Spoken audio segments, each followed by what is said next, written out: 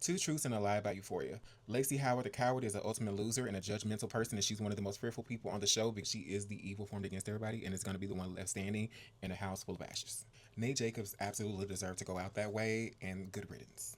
Maddy and Cassie are carrying this show through Cassie Howard's bra straps, and they're truly the anchors of this season, and I'm enjoying every minute of it. Out of those three, let me know what y'all think is the one lie. But I'm gonna tell you what I think. Getting the backstory of Cole Domingo's Ali was truly beautiful and amazing, and it showcased the downsides and the dark depths that addiction can carry people, and not only like during the addiction, but once they're in recovery, and what it looks like with community and what the pandemic did to people who were struggling with addiction and how those battles have been lost. And I think that it was such a serious, heavy moment, and I love to see that shown in such a very, I don't know, it felt very poetic in a beautiful way. And some people say it's foreshadowing to Rue's character possibly not making it and going into Ali's book of shadows.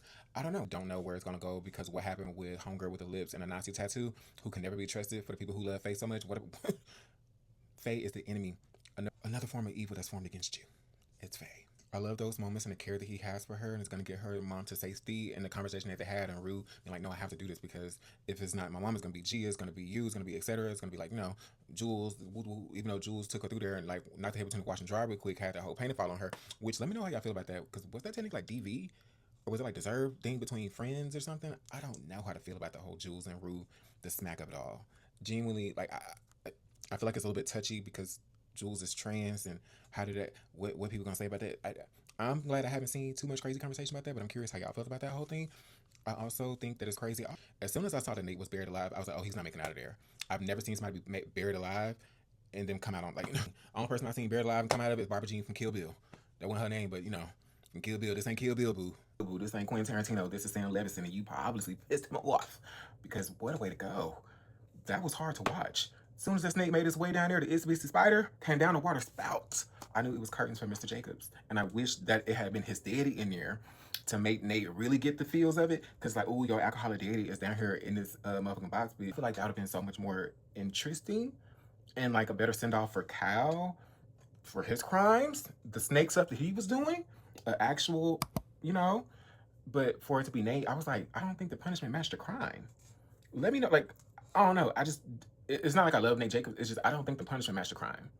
Somebody ain't doing the math right.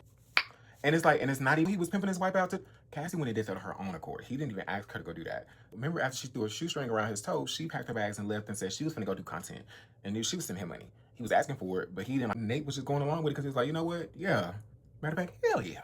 What did Nate owe Nas for to begin with? Like, I thought it was a couple 100,000. How did it jump to 1 million? Somebody ain't doing the math right. Lexi is the ultimate hater, and she is the ultimate weapon formed against everybody. The joy on Lexi's face when she found out her sister was going to be fired and she has a related message, yeah, I can do it.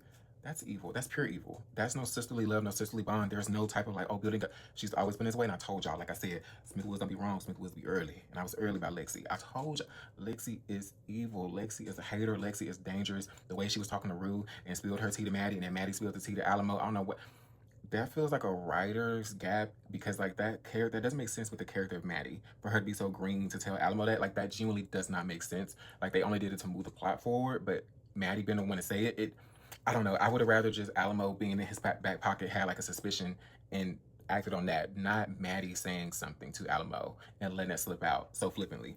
That genuinely just makes no sense for the character of Maddy. Truly, truly. Everything else, decisions that Maddy made and her thinking that their cool relationship would get her out of the debt, I get that. Like, girl, yeah, you thought you know you in the big leagues, girl. Yeah, I know he's gonna keep you in that debt. It's giving Beauty and Black. Jules from Beauty and Black is Alamo with them girls in the club. You know, if you know, you know. I never thought I would think Beauty and Black and Euphoria being the same, but here we are, working next to Alamo and collecting the girls and creating their sites and pages and profiting and stuff like that. But if she get like a couple of them, she could pay that debt off in about 10 years. But she's probably gonna love what she's doing too. Now she fired, she ain't got no job, girl. She gotta make some shape, boo. Everything else is kind of unfolding the way I think makes sense. I love seeing Cassie and Maddy, her getting mad at her and like, almost want to ball her face up and throw it on the ground, but I also need her to log into that account and get their coins back together. And then the way that Cassie is able to maneuver with men and with the Dylan boy, all this and that. Like, I love this moment. Cassie Howard is taking it when it comes to Emmy nominations for this season, objectively speaking. Sydney Sweeney is clocking in and doing overtime for Cassie Howard. The layers of performance that she's able to do, it gives Armenian man, because I love me an Armenian man. Y'all getting a bad rep. What's going on? Also, isn't this the series finale for the show? So do we have one more episode? Like, is everything's going to wrap up this upcoming Sunday, and that's it? Like, this is going to be it? I don't want another season. Please, I beg, no. I don't want a spinoff. I don't want none of that. No, no, no, no, no, no, no, no. I want Alexa Demie to get work elsewhere. I want her more other roles and stuff.